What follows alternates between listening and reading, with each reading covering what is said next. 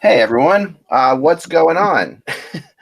we're it's Friday, the Friday before, and I'm so stupid for not thinking like this is the Friday before the draft. It's just because everything feels so compressed. And Fridays are where you bury your news. And even though we don't have newspapers anymore, it's still the case that people are online all week long, more Monday through Friday than on the weekend. So you'll see some trades today, or maybe some possible things later in the day. We have right now. Breaking news. Breaking news. You got it. Yep. The Islanders have re-signed Jordan Eberle 5 years at $5.5 million. That's it. $5.5 million. Yeah, that's very telling. That tells me, Eck. Yeah. I buy Anders Lee. Yeah, that means they couldn't come to an agreement with Anders Lee. Might be right. Yeah. And the Buffalo Sabres have hired Don Granato as one of their assistant coaches. That's good. I like Don. Oh, Don's great. And goaltending coach Mike Bales, who had just resigned from Carolina yesterday. So that Kruger has filled out his staff along with Steve Smith. Sorry to interrupt. Let Eck talk what he wants about. Well, give me 1 sec. You guys talk about this for one. Talk about this trade for a second. We'll just go start right into this. Hello, Hockey World. It is Friday, June 14th, 2019. I'm breaking news, Michael Agello. I'm Anthony Mingione from Sunrise Philly Magazine. I'm just Peter in balmy Winnipeg. I'm Russ Cohen from Sportsology. And I am Eklund, I think. Yeah, you are. I said that because I wasn't sure if everybody went. Sorry. And you're watching HockeyBuzzcast on HockeyBuzz.com. This is the podcast that comes every Monday through Friday at this time to fill you in on the comings and goings in the hockey world. And I want to let the guys talk a little bit about this trade thing that just happened, and then I will get into something else that I wanted to it's a feel-good thing. Maybe I'll do at the end. All right. So let's just start right here with the Islanders extending Jordan Eberle 5 years. At $5.5 million, which I 5.5. This makes some sense. I'll tell you why I think this might make sense, because this morning – well, go ahead. What's really interesting, here's like a side thing. You know how there are definite dominoes in this game?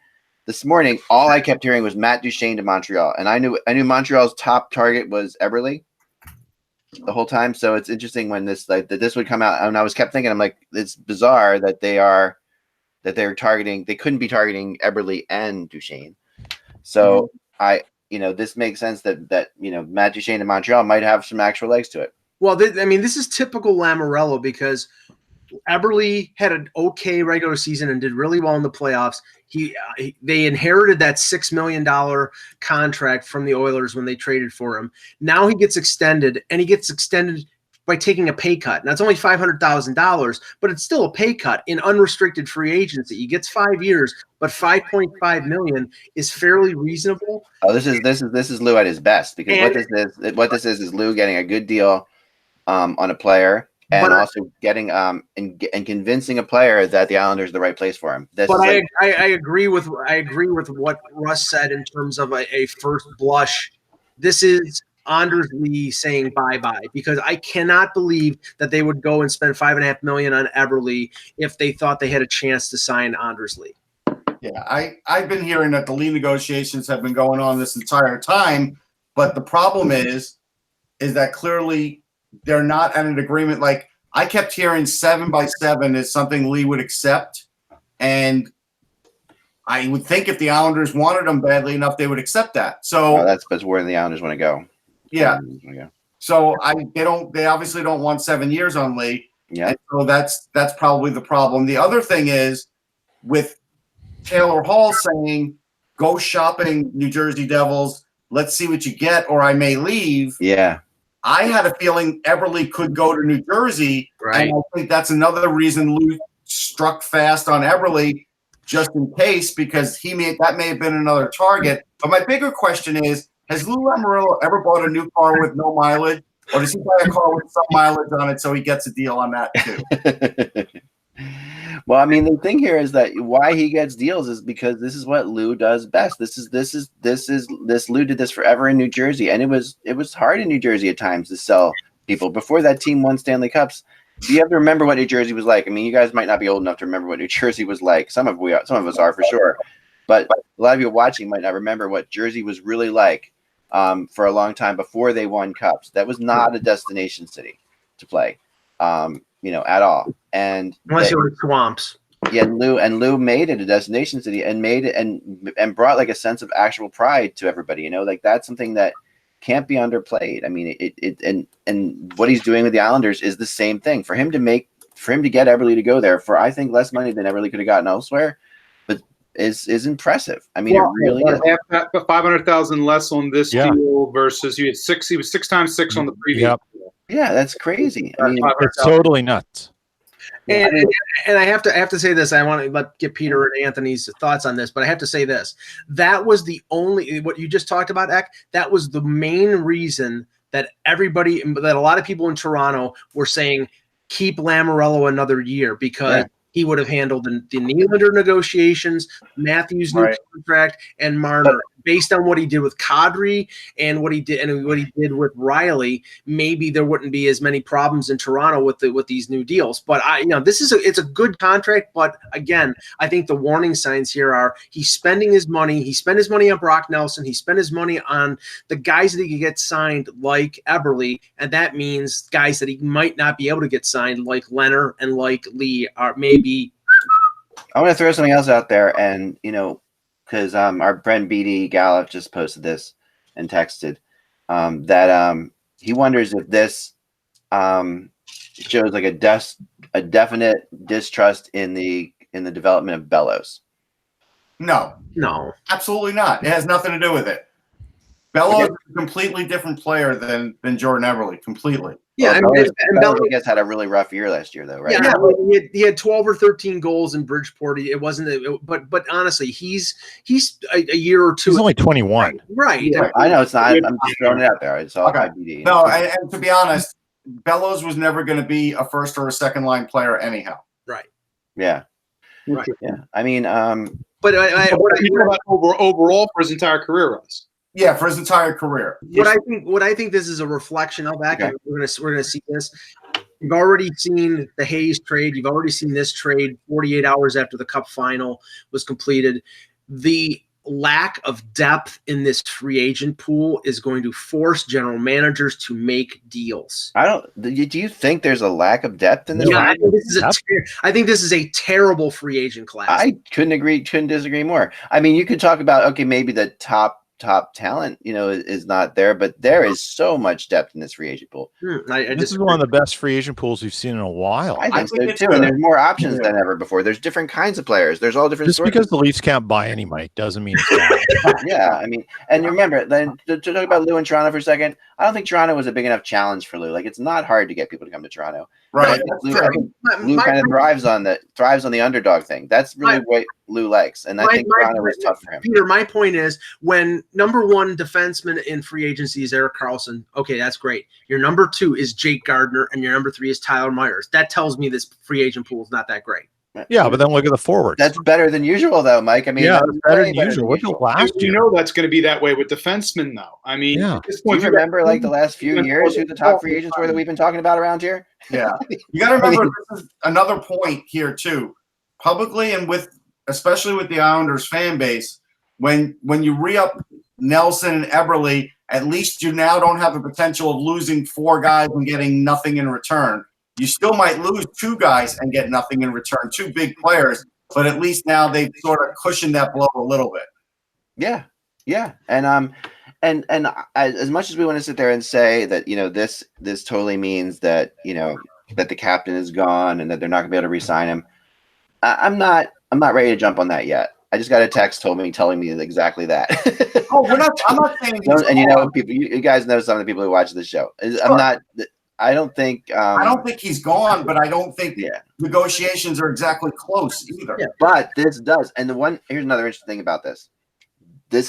Lou has made a couple early moves for Lou. Like, Lou is not an early guy. Like, he is the later guy in usually in UFA things. For him to do early moves means is definitely helping him in negotiations with Lee. Because the more things he does like this, he shows a commitment to the team, which Lee was going to want to see. But then he also decreases the amount of money he can spend. So but there's another negative too. You're still just bringing back the same guys, right? But those guys were pretty good last but, year. but the idea is, if you're Lee, you're also going to want to see what else are you going to do. You have to bring back these guys in Lee's mind, but also in Lee's mind, it's like, if I'm signing here for, let's say he settles on 6 years. If I'm signing here for 6 years, who else are you bringing in? Right. Yeah. Your goaltending could get worse if Leonard. Right. Who's my goalie?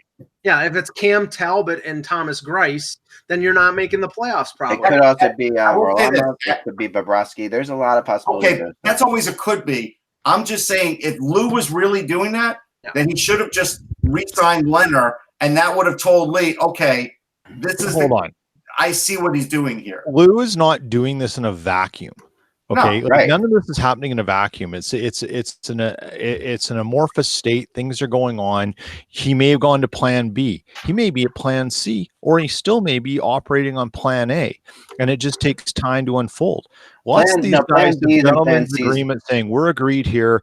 Figure out some of the details you want to work with. We've got the base premise of the number. You're going to want a signing bonus. I'm going to have to get clearance from the ownership. Well, all these different things. Come back to me on this. I've got to deal with Eberle here. Let me get this out of the way. Like, a lot of things like this happen. Okay, but what about the Leonard part, Peter? That's the part, to me, if is Anders Lee going to sign with Thomas Greiss, the only goalie under contract? Answer me that.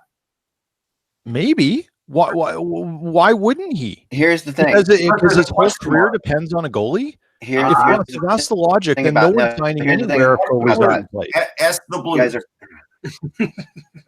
I'm a Lou whisperer. Okay, let me give me Lou for a second, because this is my guy. Okay, this is like, I've spent my career working on this guy. Okay, Sopranos theme in the background here. Okay, he is. This is the guy that I feel like I know the best. Like, and I think I've done it because he's just an interesting, challenging character.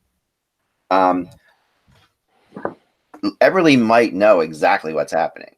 Okay, like the way Lou usually works is telling his guys that he sees as these key guys exactly what's happening, and so there's a possibility here that we're all misreading this. That Eberle that Lee knows. I mean, I'm not saying that the deal's worked out yet, but Lee knows the plan. Lee knows the plan, and Lee knows that, okay, these are our goalie options, or we're going to get Leonard back. We just have to play, or we know that we can get this guy.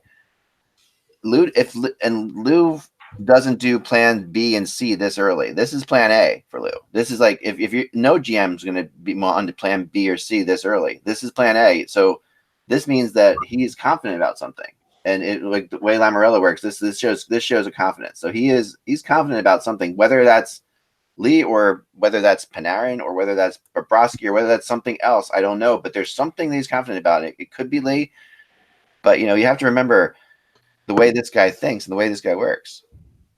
Well, he's running out of time with Lee. That's a fact. Yeah. It doesn't matter whether what his methodology is or not. He's only running out of time if he's not sure what's going to happen.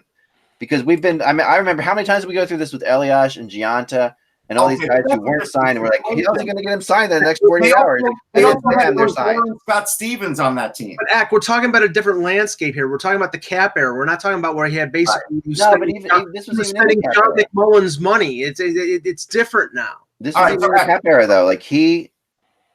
When somebody was I'm not. The question is, how important does Lou see Anders Lee being? That's the question, and I think it's important. I think he said that, but I'm going to ask you this, Ak. If this is all the case, and it just lapses into June 23rd, are you going to tell me nobody's going to talk to Anders Lee and try and make him, no, people are going to talk to him.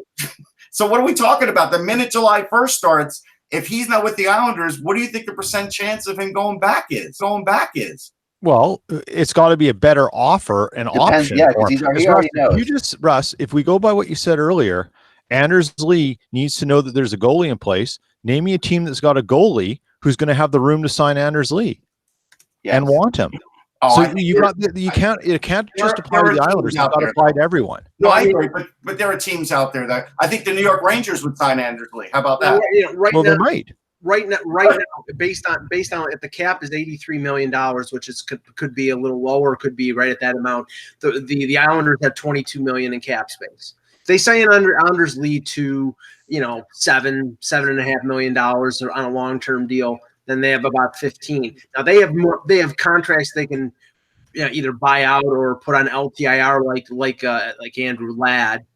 But they, if they sign Lee, they probably are not going to be able to fit Panarin and or Bobrovsky. So it might be an either or scenario here. Yeah. Maybe you're right, Ak. Maybe he knows that he's got Panarin or Bobrovsky in his back pocket, and he can afford to be a little more, use a little more negotiating tactics with Lee. All I see is the second captain in 2 years walking away for nothing. And that is not a good sign for an organization. Well, it hasn't happened yet, so we can't say that. No. I'm just dealing. I'm looking at black and white. The optics aren't great. The optics aren't great, but I hate this. I can't turn around and say that it would be absolutely crippling for the Islanders. Yes, I agree. Circumstance. It would be absolutely crippling. But I don't think it's crippling. Now let's talk about.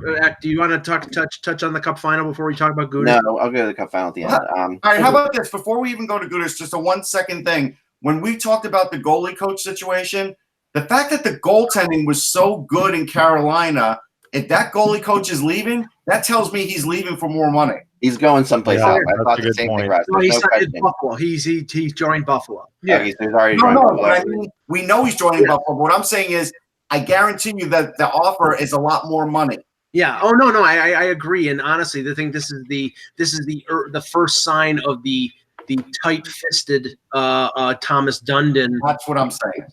Squeezing every penny when he's a billionaire, and this team got to the Final Four. I mean, okay, I held my fire during their playoff run because they did so well. If you follow up at a year where you go to the Final Four in the NHL and you penny pinch, honestly, where are you going? What are you doing? I have no respect for this guy. If he feels confident enough, especially after his AHL team just won the Calder Cup. Sure. He may feel like he's playing with a nice stack deck behind him. I think that's exactly what he thinks.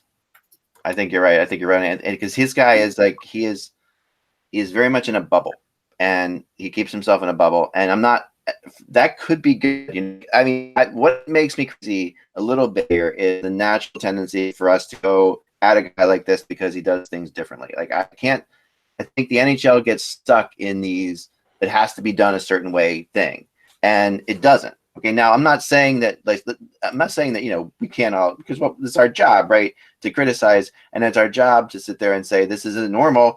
But at the same time, he did get his team to the conference finals. Whether or not what you want to make of that, now here's a big thing that I heard today, that the Penguins are trying to get Jordan Staal out of there, and that's like so. That doesn't shock me though. I mean, I'm sure they've tried before. Yeah, but this is like one of the Penguins' top priorities, I was told. So, yeah, but you know what? If you've ever been in that Carolina locker room, he is one of the leaders, if not the biggest leader on that team. I don't think Brindamore will let that happen. And if Justin Williams retires, that even makes it more important. Exactly. His role becomes magnified in that circumstance. Right. He's the next team captain, probably. Yeah. I mean, we are going to see some crazy stuff, and you have to remember that every team, I think there is just a general thing yesterday. I was told, because I was hearing a bunch of stuff, but then people were pissed off that they couldn't do anything yesterday, which I got a feeling the NHL was saying, they got to let the final have its day. Yeah. Like they won the game. Let's talk about the finals and let's not jump right into stuff because there's so little time. Teams are actually angry about this. And tomorrow is the parade in St. Louis, and tomorrow that'll be okay. I think all bets are off now, but I think that they had to get this. That's why we're seeing stuff today. That's why we saw something early. I think this Gudas trade was made last week, to be honest. I really do. But tomorrow is also the first day of the buyout window, and I think you'll probably see as Tyler Bozak and Alex Pietrangelo are being ferried down whatever street in St. Louis with the cup. You're going to see guys like Dion Phaneuf and maybe Corey Perry being bought out. Right. Yeah, no, you could see some buyouts. You're probably going to see Backus be bought out, I was told. Really? Yeah. I'm surprised. Well, I'd be surprised at that. Yeah, I mean, I don't know. I mean, think about. I mean, if as crazy as it sounds, I mean, I know you're sitting there and you weren't willing to use him in Game 7 of Stanley Cup Finals. That's the part there that he's not not essential necessarily to what. No, he's making that kind of money, and you're not using him in the Stanley Cup Finals. Right. Yeah, I'm not You can't. I mean, it was actually really frustrating for him, and I felt he was an amazing character through the whole thing. Well, if he is bought out, his contract was front loaded. The last 2 years of his contract, the money is $4 million each year for 2 years. So 2 years at $4 million. The cap hits $6 million. So if he's bought out, that's 4 years, $6 million spread over 4 years, $1.5 million on the cap for 4 years. So not so bad. Not so bad, considering gives him it opens up a lot of money. Gives him $4.5 million in For cap. how you're going to use him, that's a lot of money. Yeah, exactly. You don't want to disrespect him by sending him down to the A or anything like that. Right. And you buy him out, you give him a chance to go someplace where he can pick his place to go. I mean, players don't mind being bought out if you're scratched in the Game 7 of the Stanley Cup Finals. Like, he's definitely pissed off about it, and for sure he'll be okay with being bought out. Like, I don't think there's any issue about that. I think he'll say. And they may have even talked about it beforehand. He may already know what's happening. But I think that's something I would definitely. I should write about that. I should put it out there. But can I out there? So I'm like, but that's something I did hear this morning. Can I start the Chuck Fletcher bash fest, because I really have a problem with this deal.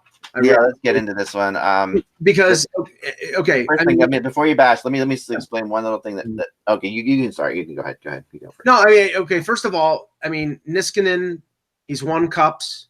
He's got that experience. He's kind of the Scandinavian Andrew McDonald in a lot of ways. But continue. He's not Scandinavian. No, I mean, I'm not Scan. I mean, I'm sorry, not. I always think of Niskanen. What you're thinking of his name, right? I'm sorry, I just think of his name, but I know he's not Scandinavian. He's another. But my problem with this deal is, I realize that the Flyers have oodles of cap space. And you have Niskanen coming over at $5.75 for the next 2 years. Gudas is an expiring contract at 3.3, and they're eating 30%. And the Flyers are eating 30% of that. And the motivation here for the Capitals is they want to open up cap space to re-sign Carl Hagelin and maybe a couple other players. Right. I get that. Where I don't get this is where Philadelphia thinks that they're getting better, because I don't think that Gudas is much worse of a defenseman than Niskanen. In fact, I think he's more effective in certain areas. I'll counter it in this respect. Now, again, we look at all this 3-year age difference. Obviously, Matt Niskanen going to be 33 this season, so that's obviously that's a negative. 2 more years on his contract at a higher cap hit, also a negative. Right shot defenseman, which Philadelphia has been definitely looking for. This is from the positive aspect. His ability to play, I think, still in a top 4 in a support role. As long as your idea behind how he's going to be used and how he'll be paired. Like, I could very easily see him paired with a Travis Sanheim, or probably in this circumstance, an Ivan Provorov, and the fact that I think defensively he still does a pretty good job of breaking up plays at the blue line. I think he's going to be obviously better in support. And from the Provorov perspective, I think it's the fact that Ivan wants to be able to know that he's going to be able to jump up in the play more. Yeah. You're paired with a Travis Sanheim. Sanheim has the same kind of profile where he's going to look to jump too. This is much a case, I think, of breaking up the Provorov Sanheim pairing to have those guys staggered. Have your 2 best defensemen paired up in your top 4 and not have them together, but you can easily put them together in late game situations if you feel that works. Yeah. The other thing is the salary implication. Now, again, whether or not we're going to see an Andrew McDonald buyout or potentially him being sent to the AHL to stash off the cap space that way. So there's ways I think Philadelphia can absorb this. It's just a case of Niskanen. Several really good campaigns with the Capitals, and then last year seemed to fall off a cliff. Yeah, it was constantly scratched last year. So, And was scratched in their playoff run too. Injury history as well. So there are ways of looking at this deal from a negative perspective and a positive perspective. I'll say this, and I've dealt with Niskanen a lot over the years because there's been a lot of Capitals games other than regular season games, like the outdoor games and other such. So he's a high character guy. Like Gudas. Gudas is a good locker room guy. You've now taken him out of that locker room. Yeah. He was a good locker room guy. So but Niskanen is too. So there's that. I think defensively, I think Mike is actually right. There's not that big of a difference, but they're basically what the Flyers are doing here is they're paying for a tutor. and a guy to insulate their young defenseman. But the problem is they're paying him like $6.75 million after the retention. And to me, I don't care if they're buying out Andrew McDonald. That's not good. I think there's potential here for McDonald's salary to get stashed. Probably. No, I know, but it's I think they'll stash. I don't think they're going to buy out McDonald because I honestly, I think that they actually enjoy putting McDonald down in the minors and having him as a possibility to call up. You're only saving $1 million by doing that. You're not saying you can't. But you're looking at it, but again, at the same time, Mike, you have to look at it from the point of view of if you've watched Radko Gudas play defense, or in terms of him handling the puck. He's never been comfortable handling the puck. As soon as the puck gets on his stick, he's bomb away from the point. Yeah. Niskanen is going to be more comfortable on zone exits. I think you'll see an improvement on zone exits versus Gudas. Yeah. And that's valuable, especially if you're trying to figure out that top four piece. Yeah, I mean, Bill Meltzer in his update on the trade said, they could do what you were just saying, put him down and put McDonald and Schlemko down in Lehigh Valley. But Schlemko's making over $2 million. So that's the financial aspect you got to look at. So there may be a waiving or something like that involved. Right, but you're not. But again, the most you're saving on that is $1.025 on the cap. If you waive him and send him down to the AHL, you're not with McDonald. If you buy him out, the cap hits $2 million or a little less than $2 million for spread over 2 years. So yeah, I mean, you save over $3 million. You open up $3 million in cap space that you could use to pay. And what we're seeing here is basically this: is that Niskanen prior to last season had pretty good campaigns with the Capitals. Right. 2 years ago, as Bill said in his blog, 2 years ago, he tweeted, "You couldn't have gotten a Niskanen for Gudas deal." Sure, right. But he was younger. He was also younger as well. Yeah. Gudas is coming off probably the best campaign of his career, but I'd also add one other thing into the mix as well, which I think does play here for Philadelphia, even necessarily as a factor. Gudas' suspension history. Mm-hmm. He is one infraction, one dumb move away from losing a lot of time. That's true. And now he plays with Tom Wilson. That's a big issue. That is an issue. Mr. Fletcher did not want to have to deal with that potential headache.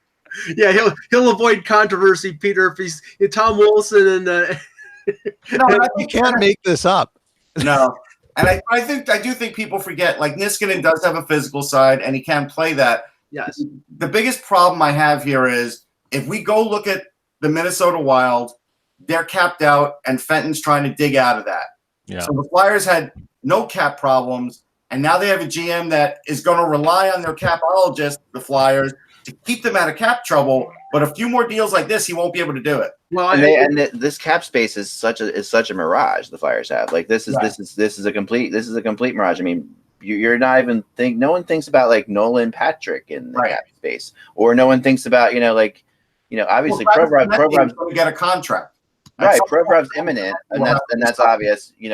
And Konechny had a hell of a year. He's not going to be cheap either. No, he will not be cheap. Right. So, I mean, we've got two guys there. Stanheim is not going to be ridiculously cheap either. Because he had a great end of the year last year.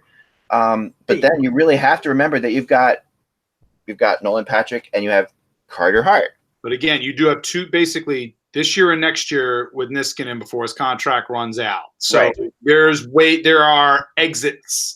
There's an exit to this. It's not like there's 3 to 4 years left on this deal. No, but there is you know what it is? And here's the biggest problem. The first thing I looked at was the age, because I don't like the age drop off, because in this league, it doesn't matter if a guy's only 32 or 33. There is a falling off point for every player in this league now, speed-wise. And we don't know what that is for Niskanen. And we're going to have to see, because, again, as I stated, his campaigns prior to last year were good. We're good.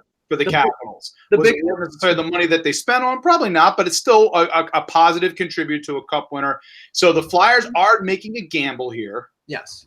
On that Niskanen can rebound and he isn't falling off a cliff. There's a risk involved with it. There's just no question about that. And the biggest problem I have with it overall is the extra year. Is Niskanen. I mean, if it was 1-for-1 that those two players and Niskanen was up as a UFA after next year, then I'd say, okay, they're looking for a veteran defenseman to plug in with Provorov, but you're talking about 2 years at $5.75 million. And if he drops off the cliff And then you have another Andrew McDonald situation on your hands where it's a guy who I don't think is barely an NHL defenseman. And if Niskanen loses a stride or two, that's again that same scenario. That's the role that they get. That's the role that they're taking here, no question. Andrew McDonald he gets ripped on way too much. I'm not trying to rip on him either here because Andrew McDonald is an NHL defenseman. The problem is just the money that they spent for him, right? And the fact that he does. He has been up and down. His confidence is shot to hell, but he's actually not like people. I've been consistent in my. I want to rip on him all the time. Well, I've been consistent in my criticism of Andrew McDonald ever since the Flyers got him from the Islanders. I think he's a 5'6" defenseman who's been put in a top 4 role. He's been a shot blocker. He's a minutes eater. He's not a particularly good defenseman. That's the. I mean, he makes mistakes for sure, but it's gotten worse with the less confidence he has. There's no question about that. I will say this: the worrisome part about this deal, from the Flyers fans' perspective, this is from a fan perspective. Yes, you got a winning guy and a little bit of a name, but if I'm a fan, I'm thinking, was this really a solution to the problem? Because we know more things are going to happen. Can I throw this out there? If you're a fan, the Flyers fans that I know, you know what I got to call say? Like, my buddies. The 50-year-old Flyers fans. Yeah. They're what they're saying today? We lost Simmons, we lost Gudas, we lost all the tough players on this team. Yeah. We're already easy to play against. We already don't take enough penalty. We don't take enough penalty minutes because we're not, and no one's afraid to go in our zone. I mean, no one. It's like this is going to be that's what's happening here. And I'm sorry, I wrote about this yesterday. And maybe everybody is not going to take cues from who won the Stanley Cup and follow that blueprint to the letter. But I'm telling you, the St. Louis Blues and the Washington Capitals, the last 2 years, the last 2 Stanley Cup champions, what did they have in common? They both played heavy physical hockey. They both had players like Wilson, like Sundqvist and Barbashev and Sammy Blais and Zach Sanford, who laid the body constantly. And you cannot get through the playoffs with a complete skill and speed team. You're multifaceted, and I think the Flyers are going in the wrong direction because they have gotten rid of 2 of their more physical players. And they've gotten and the one thing that St. Louis did show is that like you're saying, I mean, if there's going to be a copycat element to this Stanley Cup final, which there usually is, it's I think people's are going to want to go bigger on the defense. Like they're real quick though. Let's go through the list again. Eck, of the players that were subtracted. We start with Simmons first, right? We acknowledge the fact that Simmons fell off a cliff, right? I agree with the Simmons movement. Yeah, no, I agree that. A lot of those players that you mentioned are players that honestly at this point are. On a bit of a downside. I don't disagree. I just think Simmons. Replace those players with is the